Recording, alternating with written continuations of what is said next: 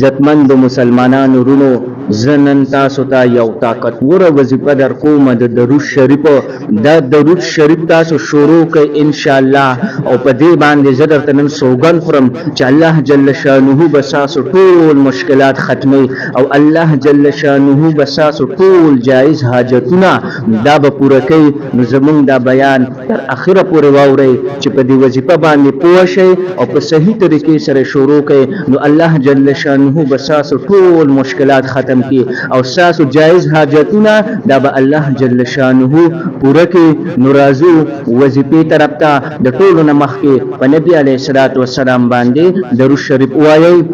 اللهم صل على محمد وعلى آل محمد كما صليت على إبراهيم وعلى آل إبراهيم إنك حميد مجيد.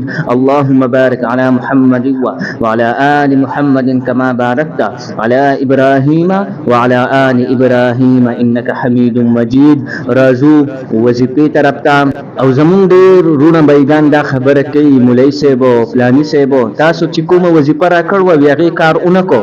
زمونږ د وظایف دا ځکه کار نه کوي چې مونږ په وظیفه باندې ځان پوه کړی نه او بل دا چې مونږ ور د مونځ اودس پابندي نه کوو. کله چې مونږ د مونځ پابندي کوله نو زمونږ وظایف دا به کار کوي او بل دا چې په درود شریف کې رد کېدل نشته. په نور اعمالو کې ګوره لکه ما روژه ونیسله یا ما زکات ورکو کیدی شي چې دا قبول نشي خو چې کله مونږ درود شریف وویله نو درود شریف دا نه رد کېږي. الله جل شانه دا درود شریف دا قبلوي. عزتمند ورونو دا به تاسو په ورځ کې 1000 مرتبه وایي. کوم درود شریف ګوره که اوږد درود شریف تاسو نشئ ویلی دا لنډ درود شریف وایي صلی الله علیه و آله وسلم صلی الله علیه و آله وسلم. څومره لنډ درود شریف دی خو تاسو دا 1000 مرتبه دا تاسو شروع کړئ او ان شاء الله دې طاقت به تاسو وینئ.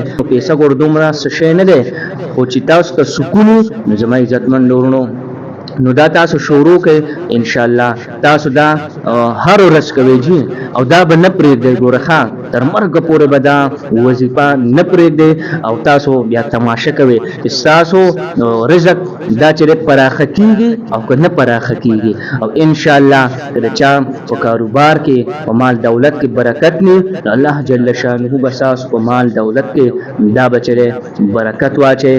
نو دا به تاسو هر ورځ کوئ هر ټایم یې کولی شئ او خپل ټایم د سحر د مونځ نه پس یا د ماسخوتن د مونځ نه پس هم کولی شئ او ټایم پې دومره نه لګي چې ډېر ټایم پې لګي نو 35-40 منټ پې لګي.